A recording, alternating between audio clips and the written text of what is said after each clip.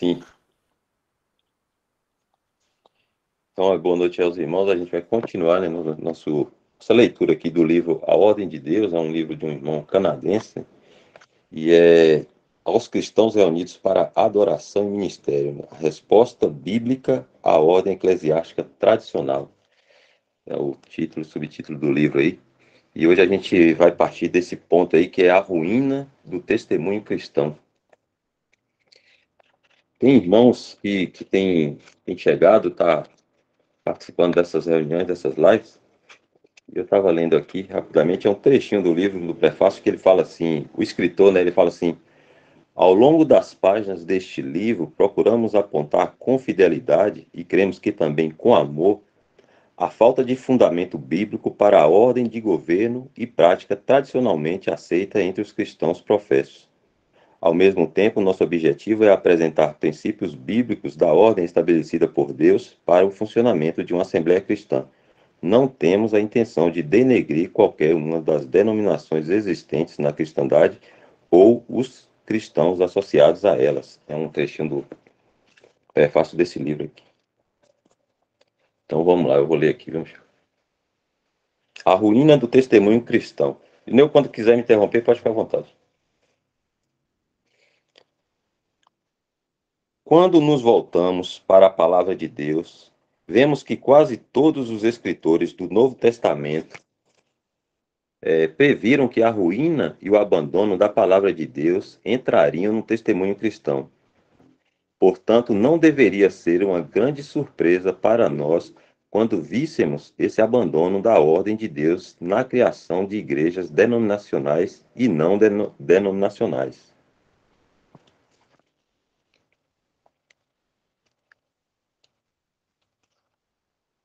Para a próxima é as segundas epístolas.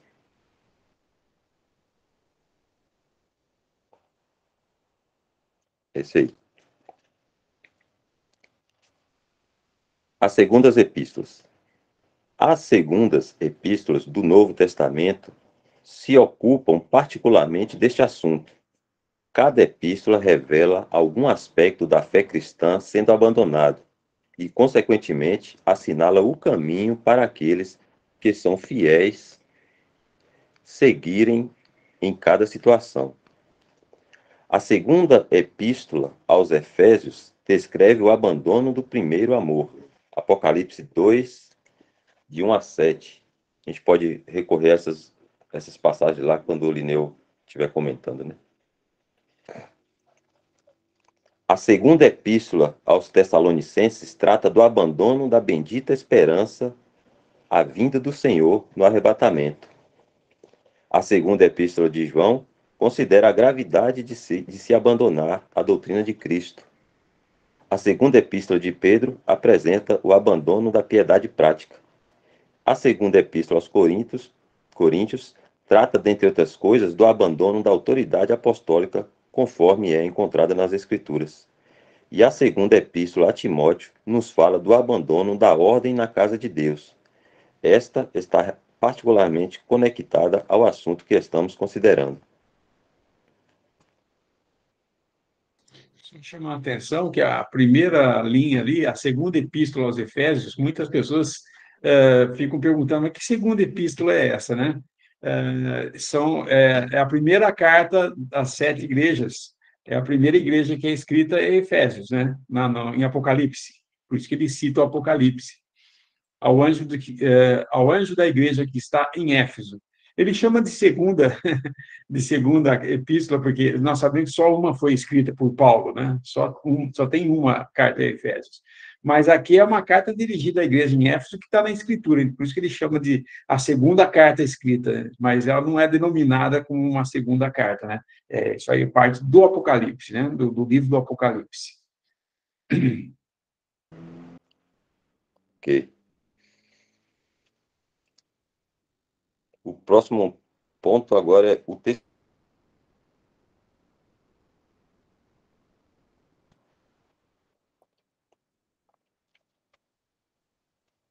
Aí. O testemunho de Paulo. O apóstolo Paulo nos alertou para o fato de que haveria um grande abandono da palavra de Deus entre os cristãos professos.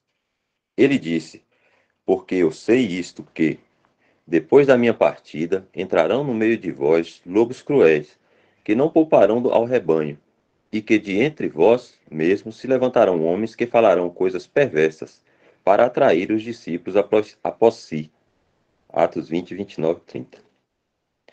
Em suas epístolas a Timóteo, ele mencionou aqueles que naufragariam na fé, 1 Timóteo 1, 19 e 20, que apostatariam da fé, o conjunto formado pela verdade cristã, 1 Timóteo 4, de 1 a 3, que se afastariam da fé, 1 Timóteo 6, 10, que se desviariam da fé, 1 Timóteo 6, 20 e 21, que perverteriam a fé de outros por meio de seus ensinos errôneos, 2 Timóteo 2, 18, e que se tornariam reprovados quanto à fé, 2 Timóteo 3, 8. Ele disse que viria um tempo quando os cristãos professos, de um modo geral, não suportariam a sã doutrina, mas desviariam seus ouvidos da verdade, voltando-se para as fábulas, que não têm qualquer fundamento na palavra de Deus. 2 Timóteo 4, 2, 4, 2 a 4. Ele disse que os padrões morais no testemunho cristão também se degenerariam até chegarem ao mesmo nível dos praticados entre os pagãos. 2 Timóteo 3, de 1 a 5.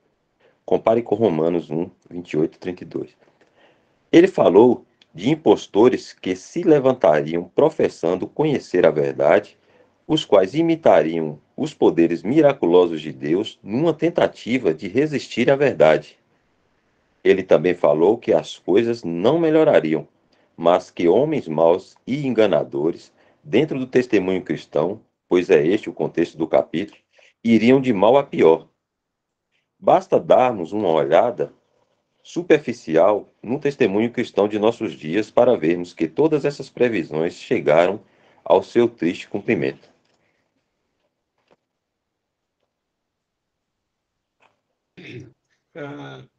Só uma observação, o irmão está usando o texto do blog, né? E esse texto é mais atualizado do que o que o Dal está lendo. Por isso que às vezes dá uma pequena diferença do que ele está falando do que está escrito aqui. Mas o sentido está dando para entender tranquilo, né?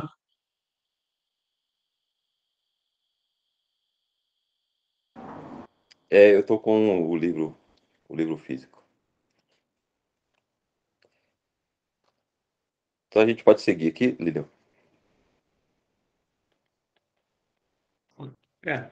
Pode prosseguir, né?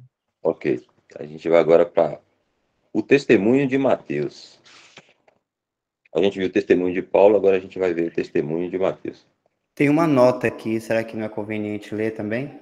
É sobre esse ponto 1 aqui. Você quer ler aí, Michel? Por favor. Estou querendo ver aqui. É desse ponto aqui. Que o apóstolo Paulo diz que faria um naufrágio no tocante à fé. O irmão Bruce coloca aqui. O comentário do mesmo autor, em 1 Timóteo, diz... John Nelson Darby observa que o segundo uso da palavra fé, no versículo 19, se refere à doutrina do cristianismo, a revelação da verdade que uma vez foi entregue aos santos. Que aí essa referência está em Judas, verso 3. Que é esse termo aqui.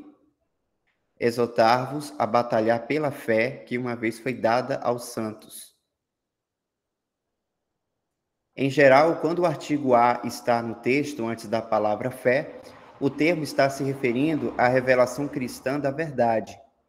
Quando o artigo não está presente, refere-se à segurança e confiança pessoal em Deus. Portanto, sofrer um naufrágio no que se refere à fé significa que uma pessoa se desviou do trajeto acerca da verdade.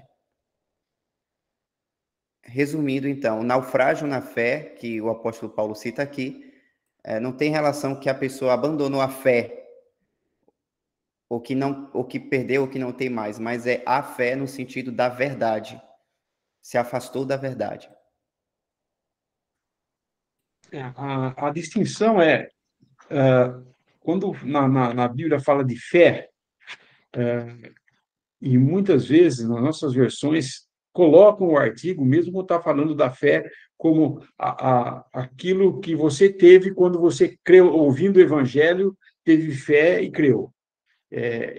O nosso relacionamento com o Senhor em relação ao que você tem da segurança e da sua confiança pessoal em Cristo. Eu tenho fé em Jesus Cristo. Eu não tenho a fé em Jesus Cristo, eu tenho fé. Agora, quando ele fala a fé, ele está falando de todo o corpo de doutrina que foi dada aos santos por meio da palavra. Então, os apóstolos e profetas do Novo Testamento receberam a verdade e os mistérios que Paulo revelou, e isso é a escritura que nós temos. Esse corpo doutrinal da cristandade é chamado de a fé.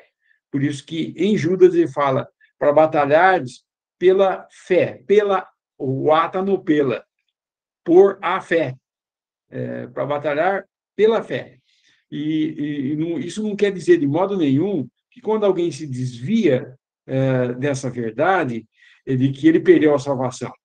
Ele caiu da fé, sabe? Já ouvi esse termo, a pessoa caiu da fé, né? Como assim, agora não tem mais salvação, ele perdeu a fé. Ele não tem mais fé, então ele não é mais salvo. Não é isso. Um verdadeiro cristão, ele nunca vai negar a fé que tem. Ele pode se desviar, sendo influenciado pelas situações no mundo da cristandade hoje, ser influenciado e estar lá sendo enganado com uma má doutrina, e estar um pouquinho longe do Senhor e não estar andando de um modo digno da nossa vocação, mas ele sabe que Jesus é seu Salvador. E ele nunca vai negar isso. E o apóstata é alguém que professa ser cristão, mas não tem fé em Cristo Jesus. Aquele que tem fé em Cristo Jesus nunca vai negar essa fé. Eu digo no sentido do novo nascimento. Em Efésios fala que nós estávamos mortos, fomos vivificados enquanto a gente estava mortos nos nossos delitos e pecados. Esse vivificar é o nascer de novo. E isso acontece pela palavra de Deus comunicando vida àquele que estava morto, e digo espiritualmente morto, não fisicamente, mas está espiritualmente morto, e então é comunicado vida para ele, que é o novo nascimento, e ele agora é capaz de ouvir o Evangelho. E tendo ouvido o Evangelho, tendo crido nesse Evangelho, ele é selado com o Espírito Santo. Então agora ele é salvo, e é para sempre isso. Isso não é uma coisa que Deus começa com o novo nascimento, comunicando vida, aí nós ouvimos, cremos e somos selados. E agora somos filhos de Deus. Essa posição nós nunca perdemos. Não há como falar que exista algum pecado que um cristão que tenha fé em Cristo Jesus como seu Salvador, um cristão que caia em alguma falha, se for um pecado para a morte, que daí ele perde a salvação. Como algumas denominações, algumas seitas também falam, né, e inclusive atemorizam os cristãos, os coitados dos simples que, às vezes, no tocante à fé, eles têm um deslize, qualquer coisa, ele tem que confessar e só, mas ele não vai perder a salvação. Não tem jeito, porque se houvesse algum pecado que o homem pudesse cometer, que anulasse a obra de Cristo, esse pecado teria mais poder do que a obra de Cristo. E ele não tem, porque Cristo na cruz tratou do assunto pecado. Ele lá ele colocou um fim nessa questão. E agora nós somos justificados em Cristo Jesus. Então, ele é um homem ressuscitado e nós estamos nele pela fé. E daí não saímos mais. Ok? Então, isso é muito importante, porque pela o constante assédio que algumas denominações têm, de que você vai sair daqui dessa igreja, você é um apóstata, está apostatando da fé, e você vai ver, tudo vai dar errado na sua vida. E, na verdade, não é por aí que você vai falar que a pessoa está errada, colocando medo e ela ficando presa àquela denominação, porque se eu sair daqui, eu perco minha salvação. Não tem isso. A salvação é uma coisa que não dependeu de nós para ter e não vai depender de nós para manter. É Deus quem mantém isso. Mas nós temos que andar do modo digno da sua vocação, entendeu?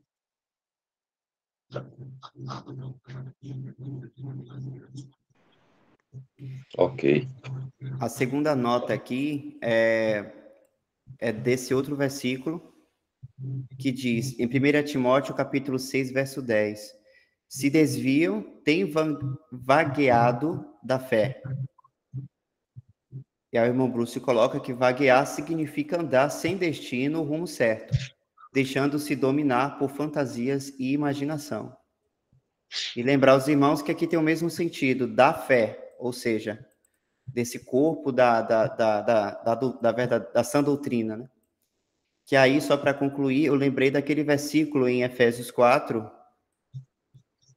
quando fala, verso 14, para que não sejamos mais meninos inconstantes, levados em roda por todo o vento de doutrina, pelo engano dos homens que com astúcia enganam fraudulosamente.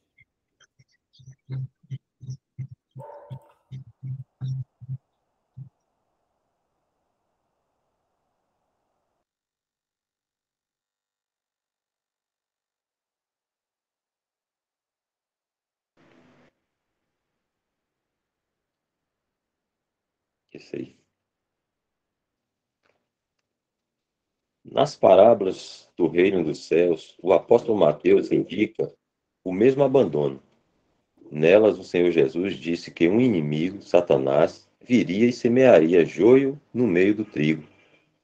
Isto indica que no reino dos céus haveria a intromissão de professantes falsos e sem vida.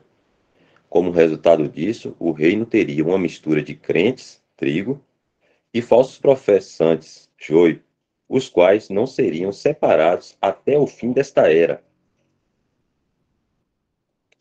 Mateus registra que o Senhor Jesus ensinou às multidões que um vasto sistema cresceria a partir da simplicidade original do cristianismo e que no final não guardaria qualquer semelhança àquilo que era no princípio.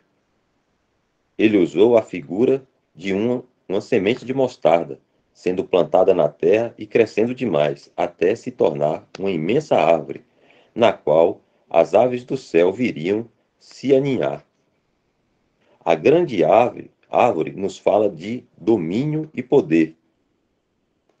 O Senhor indicava assim que a profissão cristã se desenvolveria na forma de uma grande instituição mundana, dando ao cristianismo um aspecto de grandeza e pretensão. A profissão cristã acabou se transformando em um grande sistema de religião, política e negócios. Nela, os homens se esforçam para conseguir honra, grandeza e poder.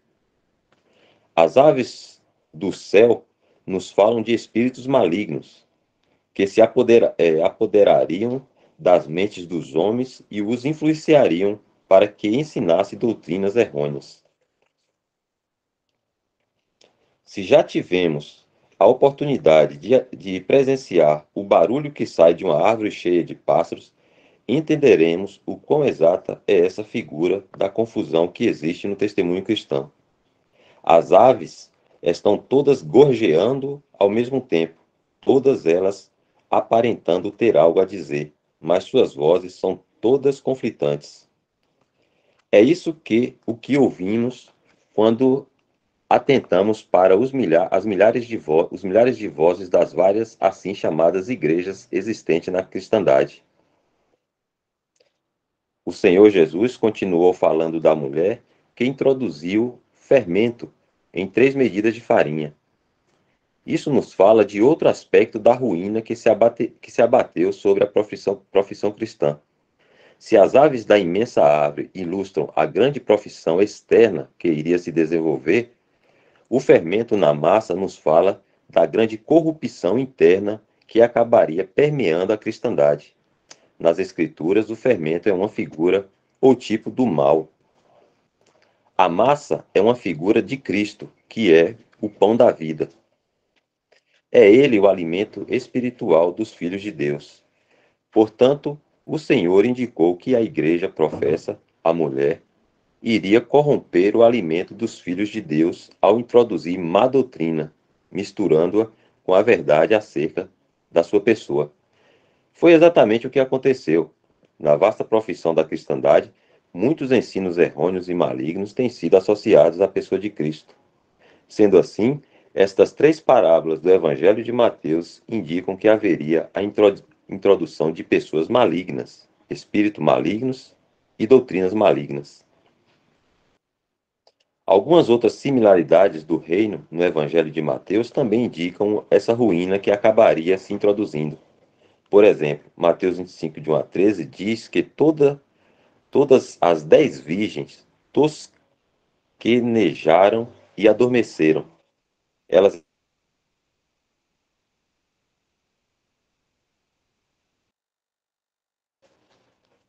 Até aqui é o testemunho de Mateus. Repete o último parágrafo, irmão, travou a sua voz. Ok.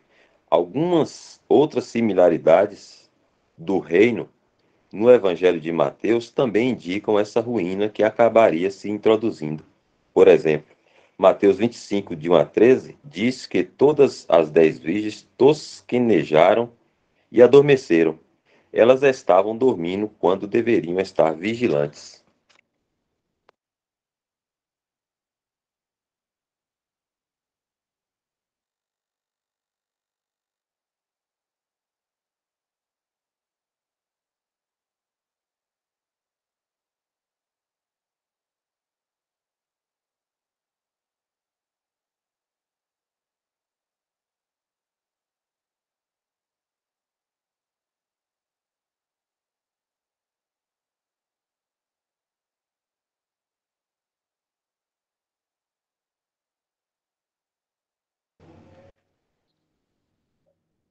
Se o irmão quiser que eu siga, pode falar, viu, irmão, que eu sigo.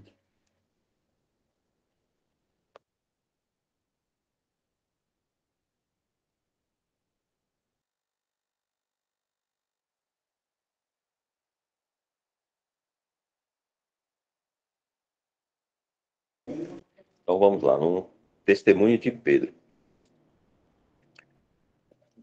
O apóstolo Pedro também falou dos ensinos malignos que surgiriam no testemunho cristão. Ele disse que falsos mestres se levantariam dentre os santos de Deus e introduziriam heresias de perdição que muitos seguiriam, até ao ponto de falarem mal do caminho da verdade. Heresia não é ensinar uma doutrina, mas criar seitas. Uma heresia ou seita é, por definição, a criação de um partido ou divisão dentro de uma igreja, o qual rompe com os demais e forma sua própria comunhão em torno de uma opinião particular. É verdade que a má doutrina costuma estar conectada à formação de seitas, e provavelmente é por isso que muitos cristãos pensam que heresia como o ensino em heresia como o ensino de coisas heterodoxas e blasfemas, mas a heresia é, na essência, a formação de uma divisão notória da igreja. A mais sutil de todas as heresias é aquela que se desenvolve em torno de alguma parcela da verdade até excluir outras verdades.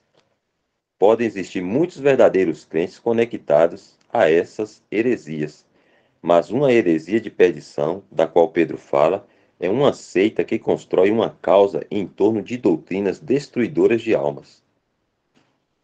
Quando observamos a vasta profissão da cristandade, vemos todas as inúmeras divisões e seitas que existem na igreja.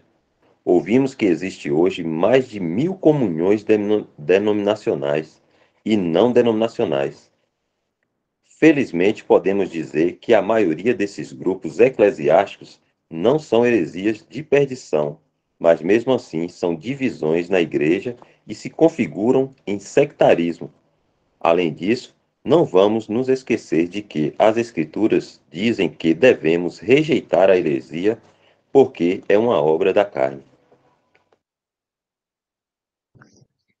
Esses termos, heresia, seita, é interessante a gente entender bem, porque ele está falando a respeito da Escritura. O termo heresia, como a Escritura usa na palavra, como nós temos na palavra escrita, foi distorcida com o passar do tempo, né? Nós já comentamos, acho que várias vezes isso, mas é sempre bom a gente repetir. Existem várias expressões que os homens, ao criarem essas seitas, essas divisões visíveis, né? Que a heresia é uma divisão. Ao criarem isso, eles criam baseado em diferentes interpretações da palavra, ou opiniões dela. Então, não bate com a minha opinião, a sua, então é melhor você ir para um lado, eu vou para o outro. Mas nós continuamos sendo cristãos, tá bom? Tá tudo bem, nós continuamos sendo amigos. Isso até parece uma coisa até, assim, realmente civilizada, né? E uma coisa que parece até pelo menos não brigo, né? Mas não é isso que acontece, na verdade. Heresia, a palavra heresia, o sentido dela usado na palavra é divisão. É divisão visível. Quando Paulo fala em 1 Coríntios que queria ter escrito para eles como a espirituais, mas não pôde, porque eles eram carnais, porque entre eles havia heresias. Não é má doutrina, como hoje se usa essa palavra. Hoje, quando a pessoa vai falar de uma má doutrina, aquele cara fala que Jesus não é Deus, isso é uma heresia. Não, isso é uma má doutrina que causou numa divisão, essa má doutrina é abraçada, entendeu? Mas toda divisão é fruto da carne, é o homem que divide, é o homem que tem o espírito de divisão mesmo, ele tem um espírito herege. Isso não quer dizer exatamente má doutrina. Lógico, como o irmão falou, toda divisão tem por trás, acaba trazendo junto uma má doutrina, ou várias más doutrinas. E vai aumentando isso daí, conforme vai se desviando da verdade, vai aumentando essas más doutrinas, essas coisas que falam erradas, né? A ponto de se desviar tanto da verdade que depois de alguns anos dividido, você vai visitar esse grupo, eles são completamente diferentes do que a palavra está dizendo. Eu digo isso, se algum irmão quiser, tiver o interesse de ler um livro do Bruce mesmo, do Bruce Anstey, que chama Os Irmãos Abertos. Foi a primeira divisão que houve entre os irmãos, primeira divisão ocorrida em meados do século XIX.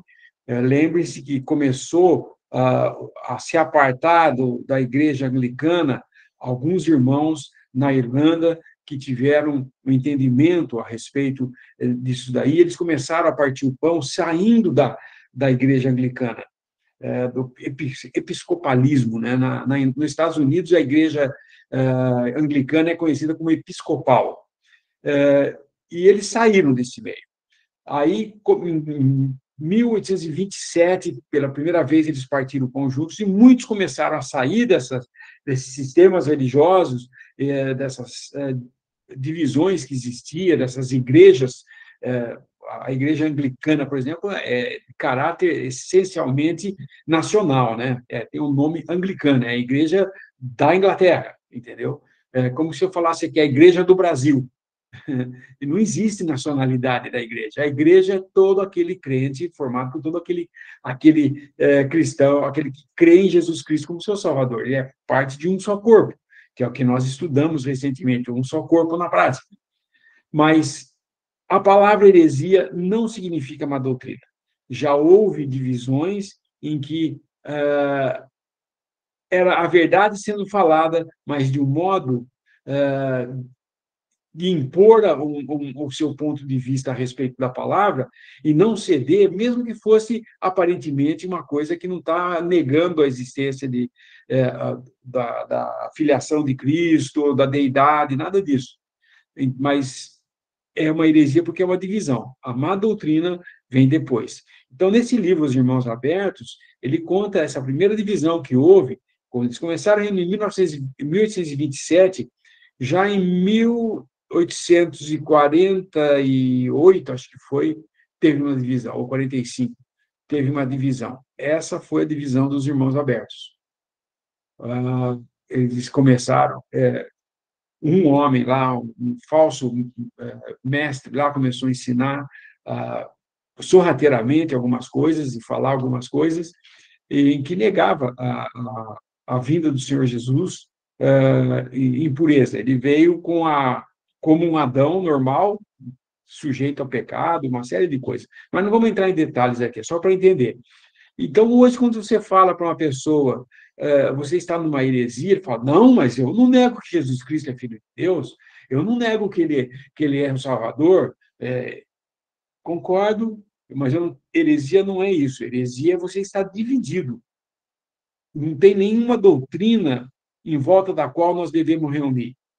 Nós reunimos em torno de uma pessoa, não em torno de doutrina, não em torno de conceitos, não em torno de dogmas ou de fábulas inventadas pelo homem, como diz a Escritura. Nós estamos reunidos em torno de um nome que é o nome que nós representamos aqui, que é Cristo Jesus. É um homem que está nos céus, à direita de Deus, um homem agora em glória, participando lá nos céus como o nosso sacerdote e advogado, sumo sacerdote e advogado, e aguardamos a sua vinda para nos levar, nos arrebatar para estarmos com ele.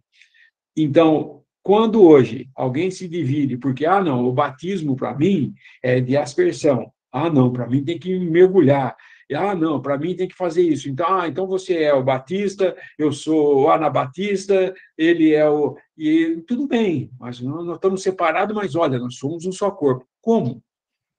Como pode ser isso? Se o meu braço falasse, bom, tudo bem, eu sou corpo lineu, mas eu quero viver sozinho, e se desloca daqui e vai para outro lugar, não faz o que eu faço. Então, que um só é esse? Não é um só. Lógico que estou dando um exemplo esdrúxulo, mas a gente consegue entender que o corpo funciona como um corpo. Quando o homem divide, é obra da carne, essa divisão, e essa divisão na Escritura é chamada de heresia, e a divisão visível é uma seita. A seita começa com uma cisma, ou uma discórdia, ou quando existe entre nós qualquer... como existia em Filipenses, Paulo fala daquelas duas mulheres que não se entendiam lá, tinha algum problema entre elas. Era um problema que poderia levar a uma divisão, a uma heresia, mas no momento ali era apenas uma dissensão ou contendas, que geram, então, uma cisma que pode se transformar numa divisão. Então, é importante vermos isso, essas palavras devem ser usadas corretamente quando vamos ver a palavra de Deus, para não pensar que, e eu digo isso porque quando a gente vai falar com os nossos irmãos na cristandade professa, e você fala, você está numa seita, ele se ofende com isso, porque ele entende seita apenas aquelas religiões que negam a Cristo. Isso que eles acham que é uma seita. Uma seita, para eles, não, seita é budismo, é hinduísmo, umbandismo, sabe, umbanda, isso que é seita. Nós não, nós somos cristãos, todos nós, tal. Não, uma seita é uma divisão. É um grupo de pessoas que está se reunindo em torno de uma doutrina ou de um pensamento ou de um dogma.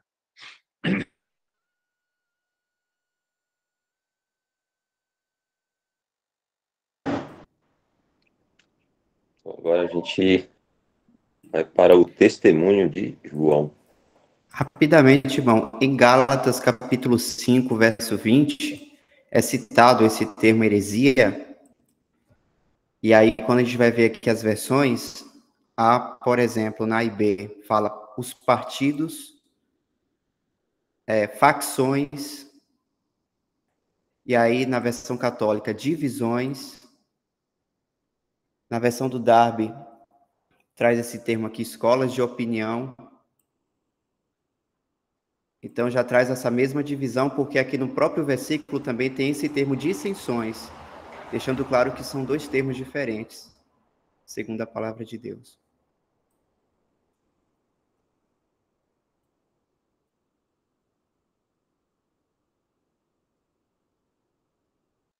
Inclusive, só mais um detalhe, em 1 Coríntios 11, Paulo fala, e até importa que haja heresias entre vós.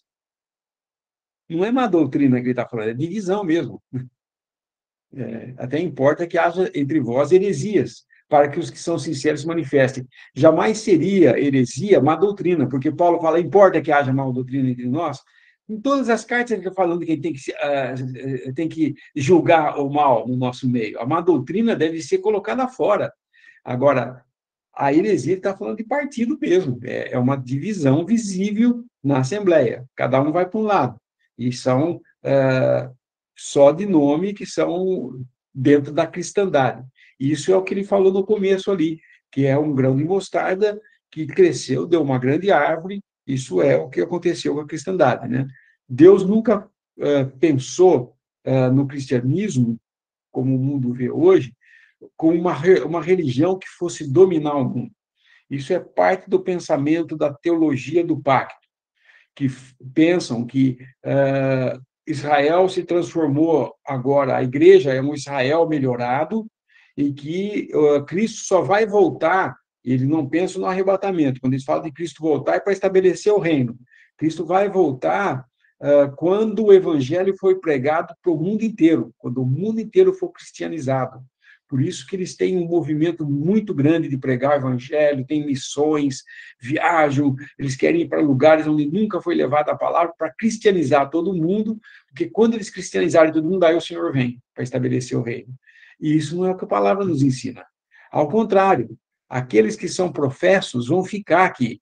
Quem vai, aqueles que estão separados desse sistema, dessa grande casa, não que nós saímos da grande casa, nós não saímos, nós fazemos parte disso, mas nós não nos contaminamos, nós nos purificamos desses vasos de honra, de desonra, e procuramos andar com aqueles vasos que buscam, de um coração puro, invocar o nome do Senhor.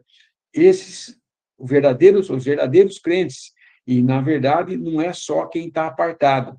O verdadeiro crente, eu volto a repetir, é todo aquele que crê em Jesus como seu Salvador, e não apenas de boca, mas de coração mesmo, né?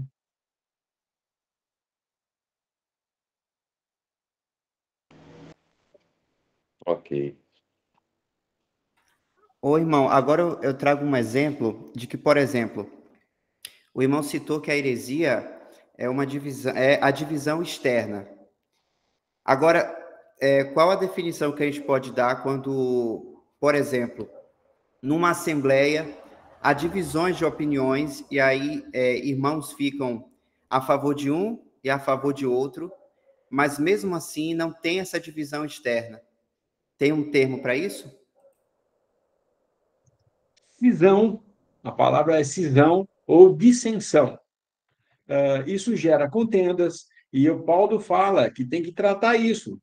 Uma cisão na Assembleia, se não tratada, ela vai terminar numa divisão. Entendeu? Então, o que acontece? Por que existem diferentes opiniões? Porque todos nós sabemos em parte. Não tem ninguém entre nós que saiba tudo. Existem diferenças, lógico, de quem está há mais tempo saber um pouco mais, ou ter passado por coisas já que aprendeu do Senhor e tudo mais.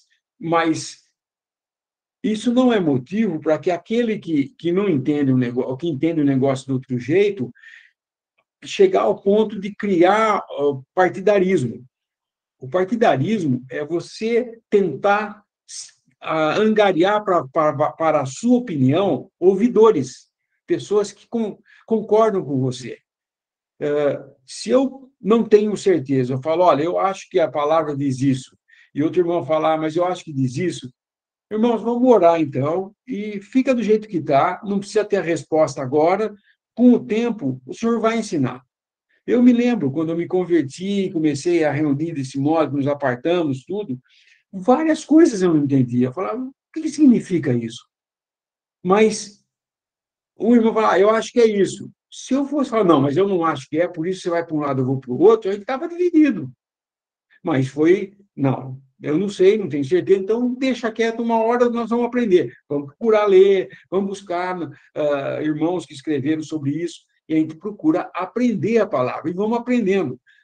Tudo o que nós sabemos é sempre em parte, porque somente depois de arrebatados e transformados é que nós conheceremos as coisas, porque ele, nos transformando à semelhança moral de Cristo, o seu corpo também, nós estaremos perfeitos em Cristo, aí nós poderemos realmente dizer, estamos perfeitos. Antes disso, nós não estamos perfeitos. Aqui ele fala, veja esse versículo 10 do capítulo 13. Quando vier o que é perfeito, então o que é em parte será aniquilado. Isso significa dizer, quando nós estivermos arrebatados e já na nossa plena maturidade, que é o nosso corpo mortal, revestido de mortalidade, e esse corpo corruptível sendo transformado num corpo incorruptível, que é o corpo de glória, que nós estaremos com o Senhor, aí é o que é perfeito. E é tudo o que era em parte que eu conhecia, não tem valor, porque nós estamos diante da própria pessoa do Senhor, conhecendo como nós somos conhecidos, e nós vamos saber todas as coisas. Enquanto nós não chegamos lá, ande de acordo com o que você alcançou. Mas não queira falar, não, eu sei mais do que o Michel, por isso, Michel, você não pode mais ficar comigo, porque você sabe menos que eu. E se você não se dobrar o que eu estou falando, você vai para um lado e eu vou para o outro, tá bom? Podemos até sair em paz ou podemos brigar. Se você quiser brigar, nós vamos brigar. É assim que o mundo é tratado hoje nas coisas de doutrina. Veja todas as doutrinas, no próprio nome ela se entrega. A igreja, eu tenho até medo de falar, porque para pensar que eu estou atacando a denominação, mas pensa, por que chama Igreja Batista? Porque essa divisão existe por causa de como o homem é batizado, o que o batismo faz. Eles creem que o batismo salva. Eles creem que o batismo tem que ser de mergulhar. E o presbiteriano? Então, esse daí acredita que tem que ser votado um corpo de presbíteros para votar quem vai ser o pastor, e vai votar. E assim por diante. Eu não estou querendo dizer nada de cada doutrina, mas entendam. Por que chama pentecostal? Porque o foco é nas línguas. Então, são todas divisões criadas pelo homem que não precisava fazer isso. Ela só lê a Escritura e vê que, havendo línguas, ela vai cessar. E havendo conhecimento, esse conhecimento vai desaparecer, porque nós vamos, então, aquilo que conhecemos hoje em parte, nós conheceremos plenamente, porque o que é perfeito vai estar aí. Nós estaremos transformados. Enquanto não andemos, cada um considerando o outro superior a si mesmo. Então, é o que Paulo fala em Filipenses 2. Aquele versículo que fala de Cristo, que sendo em forma de Deus, não teve como usurpação ser igual a Deus. Aquilo ele está falando tudo ali, porque ele está falando que esse é o exemplo de Cristo para nós, que sendo o que era, se humilhou e foi até a morte de cruz. E Deus o exaltou. É o exemplo para nós. Nós nunca devemos nos exaltar sobre nossos irmãos, mas considerarmos os outros superiores a nós mesmos. E assim nós conseguimos andar juntos, sabendo que o importante numa reunião não é que um irmão tome conta de toda a reunião, porque ele sabe mais do que todos os outros, mas que todos possam trazer um aqui, um pouco ali, e daqueles poucos pães e peixes que trouxeram, o Senhor fez multiplicar e abundou para todos, e todos se saciaram e ainda sobrou. É exatamente isso que o Senhor faz com a gente. Quando nós estamos reunidos, um irmão fala, outro acrescenta, e isso vai em parte, nós conhecemos, e cada um pôr da sua parte, nós temos mais compreensão da verdade. Mas o homem usa isso para, como o Michel falou, para criar predileção, né? Que é exatamente o que Paulo estava falando em 1 Coríntios, não é? Uns dizem eu sou de Paulo, outros dizem eu sou de Apolo, outros de Pedro. Ele fala, está Cristo dividido? Então, por que vocês estão fazendo isso? Mas ele havia avisado, como nós lemos em Atos 20, e ele avisou os anciãos de Éfeso que no nosso meio iriam surgir homens perversos querendo buscar seguidores que o seguissem, e com isso criar divisão. E de fora viriam lobos para tentar devorar o rebanho. Então, nós temos o agente externo a nos assediar, e internamente nós temos o perigo da divisão de alguns quererem ser o líder que vai dominar toda a Assembleia, e ele que vai ser o dono da verdade, ou talvez de um dogma que ele criou, e que isso faz com que ele seja exaltado perante seus irmãos, ou seja, venerado como o mais igual de todos. É aquele negócio, todos somos iguais, mas tem um que são mais iguais, sabe? Não é assim, não. Todos somos filhos do mesmo Deus, e cada um de nós devemos considerar que o outro é superior a você. O Senhor vai cuidar de tudo.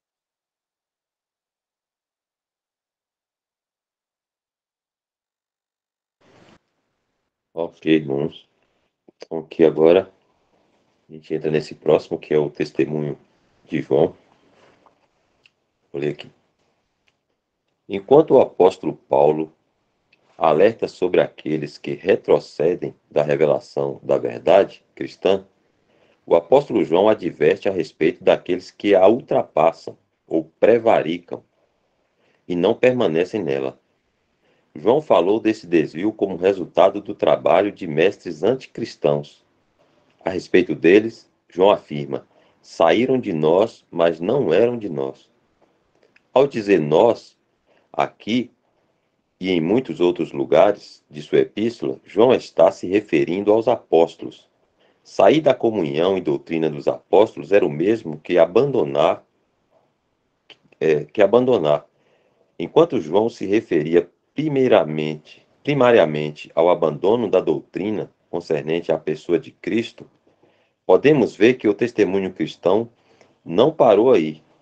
Muito daquilo que é aceito como ordem na igreja não tem qualquer fundamento nos ensinos dos apóstolos. O que vemos nos faz lembrar o que o Senhor disse aos fariseus, ao afirmar que eles estavam ensinando doutrinas que são mandamentos de homens. Ele também disse: bem invalidais o mandamento de Deus para guardardes a vossa tradição.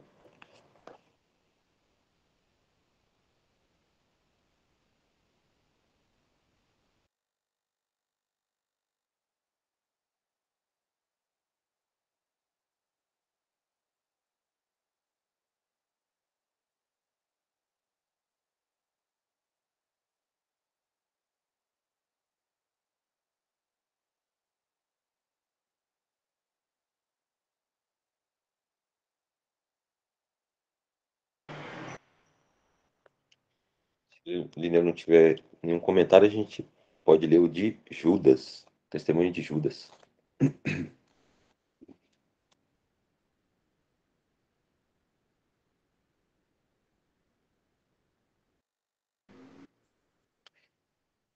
Então agora a gente lê o testemunho de Judas. Judas também nos diz que certos homens se introduziriam furtivamente entre os cristãos e converteriam em dissolução a graça de nosso Deus. Ele descreve o caráter dos que corromperiam o testemunho cristão como pessoas que entrariam pelo caminho de Caim, sendo levadas ao erro de Balaão e perecendo na rebelião de Coré. Essas três coisas descrevem muito bem o tipo de erro eclesiástico que hoje prevalece na cristandade. Primeiro há o caminho de Caim, que descreve a tentativa de se mostrar boas obras para Deus como forma de ser aceito por ele. Caim era um homem religioso por ter oferecido um sacrifício, Mas o que ele ofereceu a Deus, numa tentativa de obter aceitação, foi obra de suas próprias mãos, sendo rejeitado por isso. Sua oferta não tinha o sangue que prefiguraria o sacrifício cabal do sangue derramado do Senhor Jesus Cristo, sem o qual ninguém pode ser abençoado por Deus. Hoje está sendo pregado nos púlpitos de muitas igrejas um evangelho sem sangue, o qual nem mesmo é o evangelho. Por meio dele, muitos têm sido levados a crer que podem apresentar suas boas obras a Deus em troca de aceitação e salvação, mesmo que a Bíblia indique claramente que a salvação não vem de obras. Em seguida, vemos o erro de Balaão, que nos fala do desejo de ensinar coisas que não vêm de Deus, em troca de dinheiro e posição. Balaão se apresentou a Balaque e aos moabitas como um profeta com a intenção de profetizar para eles, visando prejudicar o povo de Deus. Ainda que talvez não tenham a intenção de prejudicar o povo de Deus, muitos pregadores na cristandade estão do mesmo modo ensinando doutrinas prejudiciais que não são encontradas nas Escrituras, e igualmente buscando posições elevadas na igreja. Finalmente temos a rebelião de Coré, que é a organização de um partido de homens para desafiar a ordem dada por Deus para o sacerdócio. Coré e seus homens queriam uma posição acima do povo de Deus, a qual não lhes havia sido concedida por Deus. Na profissão cristã, existe uma organização similar de uma classe especial de homens para presidirem sobre o rebanho de Deus, o que é conhecido como clero. Esses homens falam deliberadamente do rebanho de Deus como se fosse o rebanho deles. Esse tipo de organização pode muito bem ter surgido com boas intenções e podem existir muitos que atualmente ocupam esse lugar de boa mente, mas mesmo assim trata-se de um sistema de coisas que não tem qualquer fundamento na palavra de Deus. Em essência, ele desafia o genuíno sacerdócio que pertence a cada crente.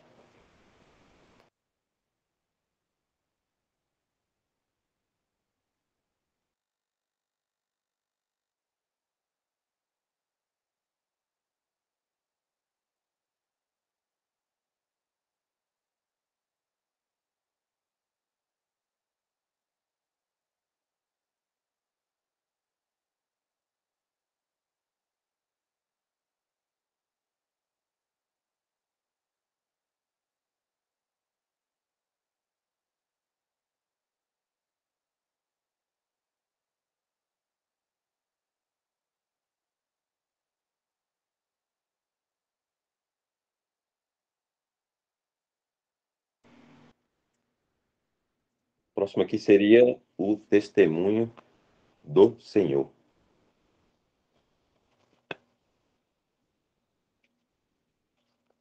Então, esse é o testemunho do Senhor. Finalmente, o próprio Senhor condena um grupo de pessoas que se levantariam na igreja, chamado de Nicolaítas. Apocalipse 2, 6 a 15. Essas pessoas introduziram impurezas no testemunho cristão. E pelo significado de seu nome, muitos estudiosos da Bíblia concluíram que estas podem muito bem ter sido as primeiras sementes do clericalismo. A palavra Nico significa governar, e Laitã, que é a mesma palavra para laico, significa povo. Os nicolaítas eram um partido formado por pessoas que aparentemente buscavam meios de governar sobre o povo, e por isso poderiam muito bem ter sido o início do sistema que faz distinção entre clero e leigos. O Senhor nos diz especificamente que as obras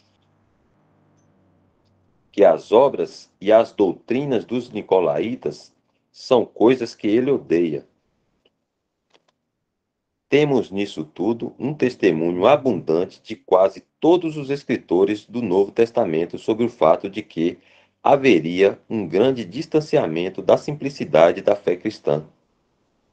Os apóstolos nos disseram que, em sua ausência, surgiria um sistema de coisas que não teria qualquer fundamento na palavra de Deus. É verdade que em algumas igrejas ocorre uma parcela maior desse erro eclesiástico do que em outras. Mas seja na Basílica de São Pedro em Roma, seja na menor capela evangélica, a maioria delas, se não em todas, trazem os princípios básicos do clericalismo inseridos em seus sistemas de governo. O crente que é instruído segundo os pensamentos de Deus não tem alternativa senão admitir que aquilo que se apresenta aos homens como a Igreja de Deus tem pouca ou nenhuma semelhança com a Igreja de Deus conforme é apresentada na Palavra de Deus. Sua pergunta poderá ser: o que aconteceu? Em poucas palavras, a resposta é que nós, a Igreja, fracassamos.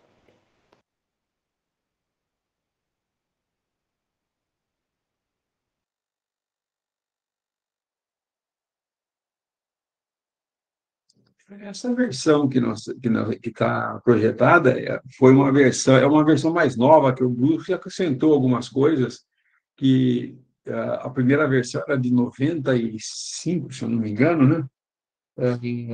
E, inclusive, algumas que esclarecem mais, porque esse livro é 93, a primeira edição. Daí saiu uma em 2010, essa aqui é da tradução de 2010.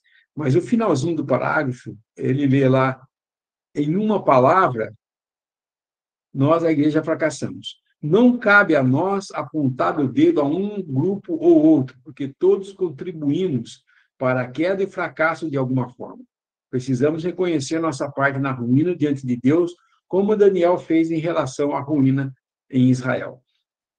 Isso porque, quando, em 1993, ele escreveu sobre a ordem de Deus, num país como é a América do Norte, houve muita oposição de alguns cristãos como nós vemos isso acontecendo isso hoje, né, aqui também, com a divulgação da sã doutrina por meios de internet, trouxe muita gente a conhecer isso daí, e isso criou um certo ciúme de algumas denominações que estavam perdendo seus membros estavam saindo e falando, porque eu escutei isso daqui e tal, tal, e então eles começaram a nos classificar agora de desigrejados, né?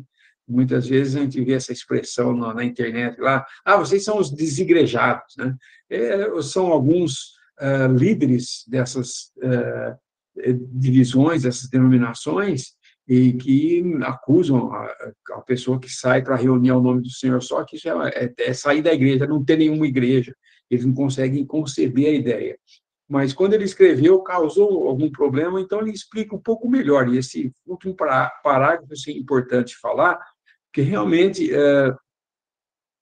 nós temos que entender a culpa é nossa, não é uma coisa nós não estamos apontando o dedo para ninguém. Não é que nós estamos falando, nós somos os certos e vocês não são. Ao contrário, tem que fazer como Daniel fez, sabe? Pecamos. Quando Daniel foi orar, ele não ficou apontando o dedo, falando, olha, eu tenho sido fiel, mas olha o que esses meus irmãos judeus estão fazendo, os israelitas estão fazendo. Não, ele falou, pecamos. E isso é importante. Não cabe a nós apontar o dedo para esse ou para aquela denominação ou grupo, dizendo vocês estão errados.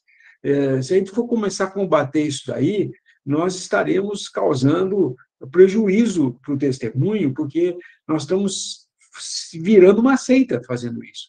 Se eu estou falando, não, só nós somos salvos, vocês não são, não é por aí a coisa. Nós temos que mostrar que a cristandade como testemunho que Mateus, que Pedro, que Paulo, que Judas, o próprio Senhor dá, é de que ia acontecer isso, ele sabia que ia acontecer. mas era necessário que a gente passasse por essa situação para nós aprendermos o que o Senhor está nos ensinando e houvesse esse exercício, mas o Senhor conhece os que são seus e permanece com esse selo. O Senhor conhece com os seus, a parte da iniquidade, aquele que professa o nome do Senhor. Então, Daniel, na sua oração, fala: pecamos e cometemos iniquidade e procedemos impiamente. A gente vê que o testemunho de Daniel, ele não está falando pecar, como Elias falou, né? Ah, Senhor, ficou só eu. Mataram todos os seus profetas, eu fui fiel, mas mataram todos os seus profetas, fiquei só eu. Ele chamou Elias e falou: então vem e vê. Tem 7.000 que não dobraram os joelhos para Baal. Então, às vezes a gente pensa que nos orgulhamos de estar reunidos ao nome do Senhor, quando nós devíamos estar humilhados, devíamos estar falando: pecamos. Hoje a cristandade está nisso daí, porque nós falhamos como testemunha. Mas nem por isso nós vamos abandonar tudo e falar: já que falhamos, então agora eu vou viver do jeito que eu quiser, ou cada um vai para a sua denominação. Não, nós temos que continuar sabendo que o selo do Senhor continua sendo assim. O Senhor conhece os que são seus. E a parte da iniquidade, todo aquele que professa o nome do Senhor. E isso não é o objetivo desse livro, é mostrar exatamente, despertar nas mentes dos irmãos, na consciência, de que o Senhor ainda hoje pede, sim, que apartemos da iniquidade e confessando, para fazer isso, para sair do meio do arraial religioso em que nos encontramos, quando estamos nessas denominações, o jeito de sair não é saindo falando: ah, vocês não sabem nada, eu que estou certo e vocês estão tudo errado. Não, é sair em humilhação, falando: nós falhamos como testemunho, mas eu não posso continuar aqui, porque a palavra de Deus é que é o guia, está falando que temos que nos apartar de toda iniquidade, de toda divisão, de tudo que é a carne. Só isso.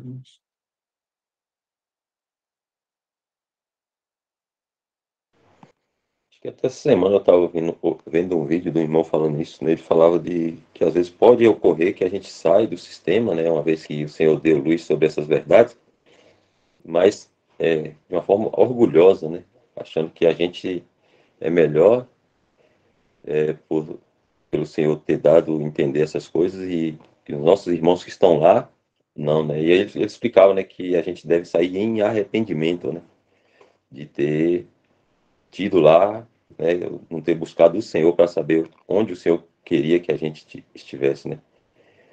E, e é isso aí, né? Não sair de forma orgulhosa e falando mal do que tá, do erro, né? Mas em arrependimento. Agora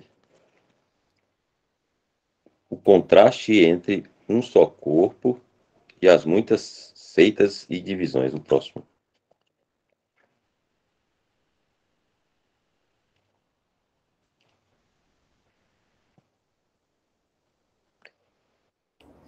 Irmão Elton, eu sugiro que o irmão leia pela versão do blog, que talvez há irmãos que podem ter dificuldade de fazer conexão com outra versão aqui na tela, entende? Vamos lá, eu vou aumentar aqui, aí eu vou conseguir. Porque assim, para mim aparecem umas tarjas aqui na tela que às vezes, mas se tu estiver rolando a tela eu consigo.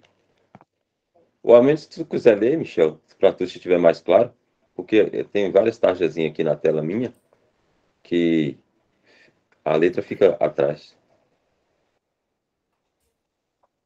Para Então você eu fica posso bem ler. aí? Tudo bem então para você, irmão? Pronto, ok. Tá bom então. Um só corpo versus as muitas seitas e divisões.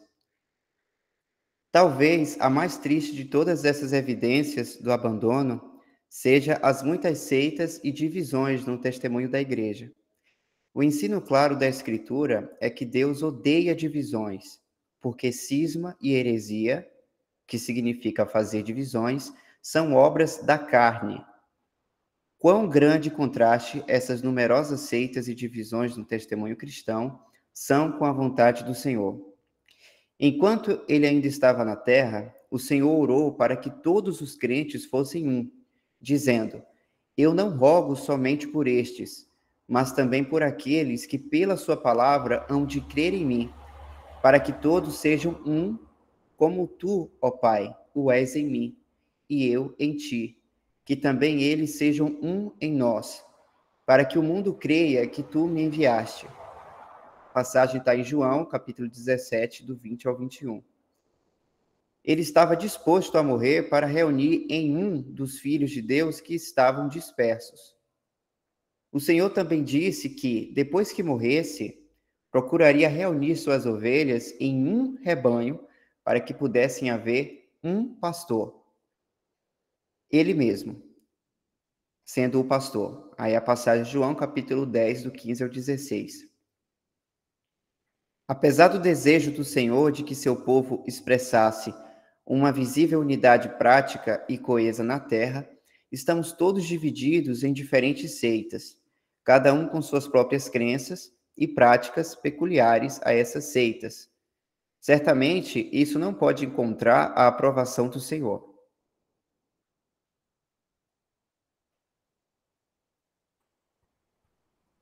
Ao primeiro sinal de divisão na igreja primitiva, o apóstolo Paulo foi guiado pelo Espírito a escrever: Rogo-vos, porém, irmãos, pelo nome de nosso Senhor Jesus Cristo, que digais todos uma mesma coisa e que não haja entre vós dissensões, divisões na atualizada. Quero dizer com isto que cada um de vós diz: eu sou de Paulo, e eu de Apolos, e eu de Cefas, e eu de Cristo. Está Cristo dividido? 1 Coríntios, capítulo 1, do 10 ao 13, e também no capítulo 12, verso 25. Aqui, na linguagem mais clara, Paulo, da parte de Deus, suplica a todos os crentes pela glória do nome do nosso Senhor Jesus, para que não haja divisões. No entanto, quando olhamos ao redor na profissão cristã hoje, vemos que aquilo que a Escritura condena aconteceu na igreja. Quantos milhares de cristãos estão se reunindo separados uns dos outros, em suas seitas particulares, e essencialmente estão dizendo: eu sou de Roma, que no caso significa o católico romano, eu sou de Lutero, para o luterano, eu sou de Wesley, o metodista, eu sou de Menon Simon, o menonita, etc. Se o Espírito se entristeceu ao ouvir os cristãos dizerem: eu sou de Paulo e eu sou de Apolo, etc., o Espírito se agradaria agora ouvir eles dizerem: eu sou de Lutero, eu sou de Wesley, etc., etc. Se isso foi condenado como carnalidade nos primeiros dias da igreja, agora poderia ser visto como espiritualidade? As muitas denominações na cristandade claramente deixam de lado a ordem de Deus para adoração e ministério, e para o governo da igreja, e estabeleceram uma ordem própria, completa com seus credos e estatutos eclesiásticos. E ao fazerem isso, eles criaram uma triste divisão no testemunho da igreja de Deus na terra.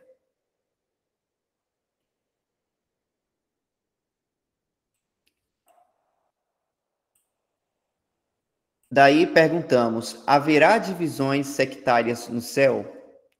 Todos os cristãos concordam unanimemente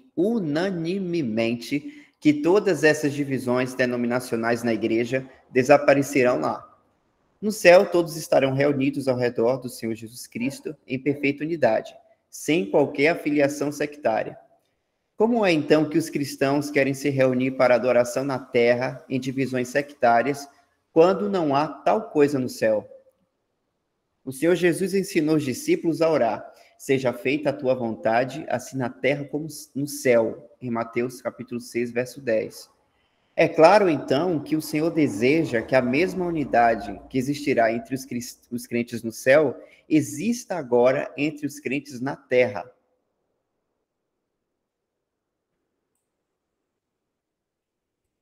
O apóstolo Paulo disse que a primeira responsabilidade que temos como cristãos, andando de uma maneira digna da vocação com que fomos chamados, está em fazer isso procurando diligentemente guardar a unidade do Espírito no vínculo da paz.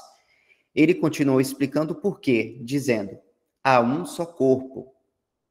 Isso significa que, como cristãos, devemos procurar expressar a verdade de que somos um só corpo, em um sentido prático. O mundo deveria ser capaz de enxergar uma unidade visível na igreja na terra. Infelizmente, eles veem o testemunho cristão despedaçado. Obviamente, não é possível que toda a igreja se reúna sob o mesmo teto em um só lugar, mas mesmo assim deve expressar uma unidade entre os crentes na maneira como age em suas relações práticas entre as várias assembleias locais, procurando guardar essa unidade onde quer que estejam na terra.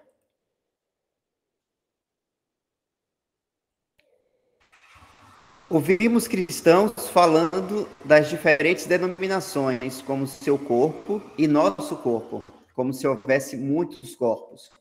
Eles falam de sua particular comunhão como um corpo em si mesmo, distinto de outros grupos eclesiásticos, a quem eles também veem como corpos. Pelo que vemos e ouvimos entre os cristãos, a verdade do um só corpo foi perdida de vista.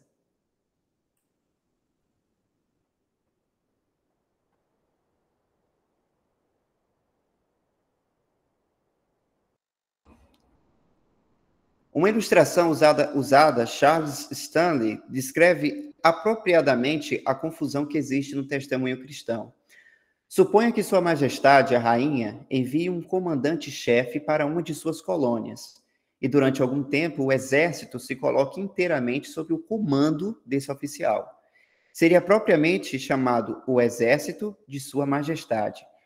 Mas se o exército tivesse colocado de lado o comandante-chefe e nomeasse outro de sua própria escolha, ou se o exército se dividisse em diversas partes e cada divisão tivesse o seu próprio comandante designado, mesmo que cada soldado ainda fosse um soldado britânico, poderia esse exército dividido ser chamado corretamente o exército de Sua Majestade?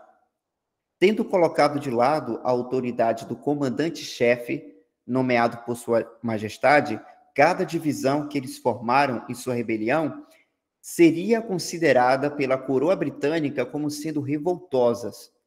Não seria deslealdade se juntar às fileiras de qualquer uma dessas divisões rebeldes? Agora, aplicando isso à igreja, podemos facilmente ver que isso aconteceu quando da criação das igrejas denominacionais e não denominacionais. Por um tempo, a igreja primitiva permaneceu sob a autoridade do Espírito Santo, que foi enviado do céu para governar a igreja. Assim como o exército britânico, durante algum tempo, possuía a autoridade do comandante-chefe de Sua Majestade. Quando o afastamento da palavra de Deus se estabeleceu na igreja, surgiram divisões sectárias e arranjos humanos que foram implementados para guiar essas divisões. Muitos desses arranjos humanos que foram trazidos à igreja surgiram com boas intenções, mas sem a autoridade da palavra de Deus. À medida que as seitas dentro da profissão cristã se multiplicavam, as autoridades humanas, com seus credos e estatutos especiais, foram criadas nas várias denominações para administrar seus negócios. Hoje a coisa toda tem crescido em um sistema vasto, tendo muitas comunhões cristãs divididas, e a palavra de Deus tem muita pouca autoridade sobre elas. É de se admirar porque os incrédulos neste mundo olham para a igreja e balançam a cabeça em sinal de desaprovação. Aqui é uma questão, mas eu falei em tom de afirmativa e foi, né? Se perguntamos a eles o porquê de não acreditarem no Evangelho, geralmente apontam para o estado confuso e dividido da cristandade, com todas as suas vozes conflitantes, como desculpa para rejeitar a Cristo. Que triste testemunho que nós prestamos a este mundo.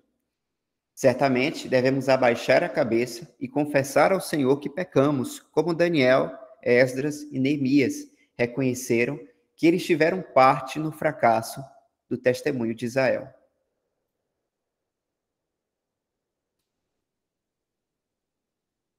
Te livrei, viu, irmão Elton? Valeu. Tenha um descanso.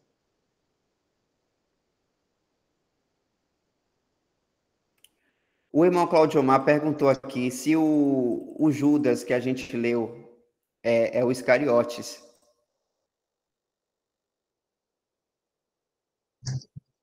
Não, não, Judas é o apóstolo, né? É o irmão do Senhor. Abre a carta de Judas lá, ele se identifica quem ele é na carta.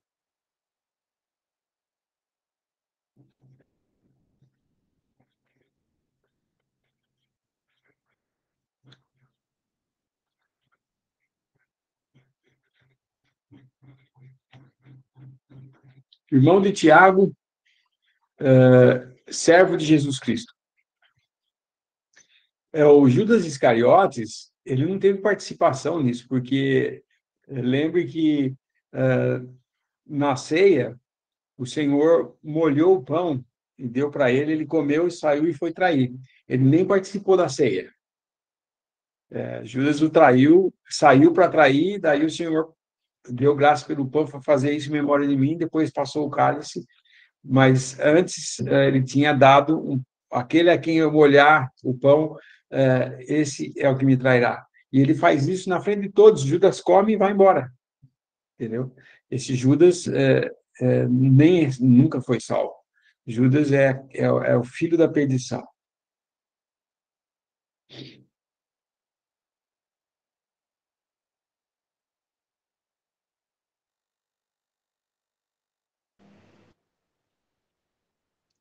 Irmãos, como deu nosso horário aí, né? Talvez algum irmão tenha mais alguma pergunta, né? Se tivesse alguma dúvida, eu poderia, já no finalzinho aqui, esclarecer, para a gente poder finalizar.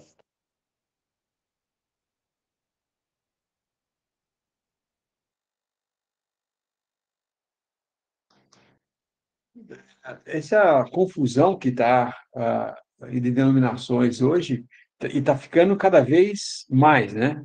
Porque ele fala aqui de aquelas divisões denominacionais e não denominacionais. Eu me recordo quando, na minha infância, que eu fui doutrinado no catolicismo, na minha família eu tinha uma tia que era da igreja metodista. E eu lembro sempre da família falando, ela é protestante, né? E naquele tempo eu entendia que eu via que tinha a metodista, o batista, o presbiteriano, né? O adventista, né? Hoje, de vez em quando eu passo em frente de um templozinho ali, tem lá o edifício, uma placa, e eu vejo Igreja Adventista Presbiteriana, Igreja Batista Pentecostal. Então, está havendo uma mistura das divisões entre eles, eles voltando, cada um pegando aquilo que fazia eles dividirem, agora eles falam, não, nós somos batistas, mas também acreditamos em língua, carismáticos. O catolicismo tem carismáticos no meio, né? E todo mundo fala, essa acusação que fazem realmente, que por causa desse monte de divisão, o homem usa como desculpa, né? Na verdade, é só desculpa mesmo, mas é um fato.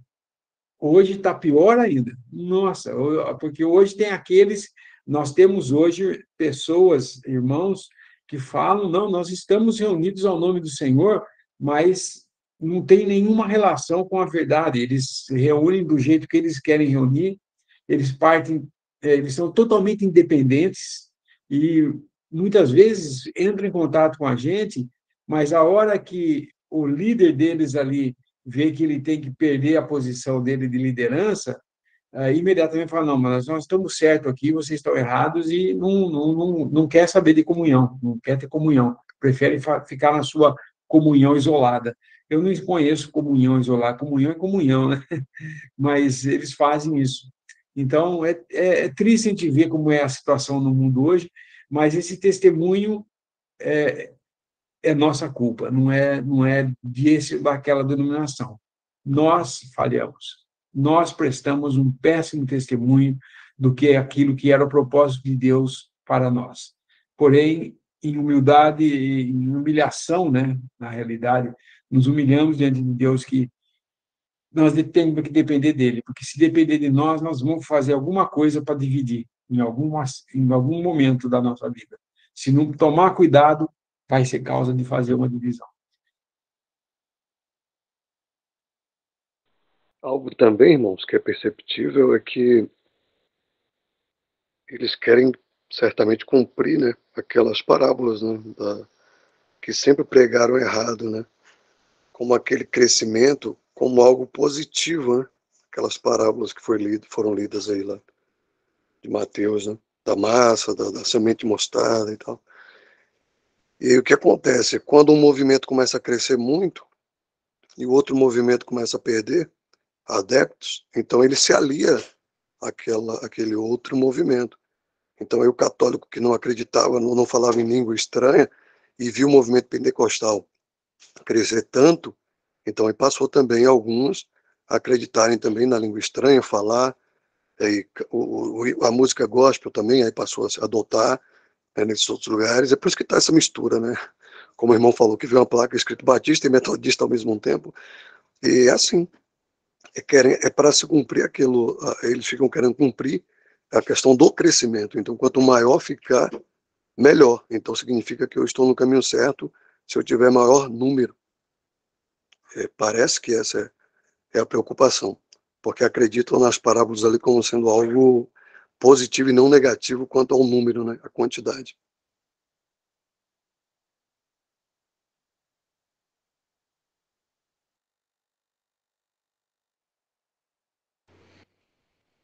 Então, irmãos, deu nosso horário, né? Graças ao Senhor por mais um tempo juntos aqui.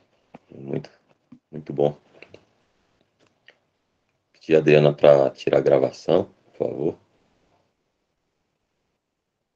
Na próxima reunião, se a gente ainda estiver aqui, vai ser terminologia convencional versus terminologia bíblica. Nosso próximo assunto, se você permitir. O irmão Lineu poderia dar graça para a gente poder finalizar? Vamos à graça, então? Nosso bendito Deus, nosso Pai, nós, diante de Ti, confessamos nossa fraqueza e nos humilhamos diante de tanta verdade enquanto o homem tem abandonado. Nós confessamos a nossa fraqueza e dependemos de Ti para nos dirigir, nos guardar, e agradecemos por essa oportunidade de juntos podermos falar de Tua palavra, aprender dessa santa doutrina e batalhar pela fé que uma vez foi dada aos santos. Sabemos que o tempo se abrevia, logo estaremos sendo levados daqui, que aguardamos a qualquer momento, e sabemos que qualquer que seja o tempo, será o tempo que tu determinas. E nós, enquanto neste mundo, rogamos que possamos ser um testemunho de tua verdade, andando desse modo digno da vocação a que fomos chamados. Batalhando pela fé e diligentemente pela unidade do Espírito. E confessamos tudo isso e nos encomendamos em tuas mãos para teus cuidados, dando graças no precioso nome de nosso Senhor Salvador Jesus. Amém. Amém. Amém. Boa noite, irmãos. Amém, irmãos. Boa noite. Tchau, tchau.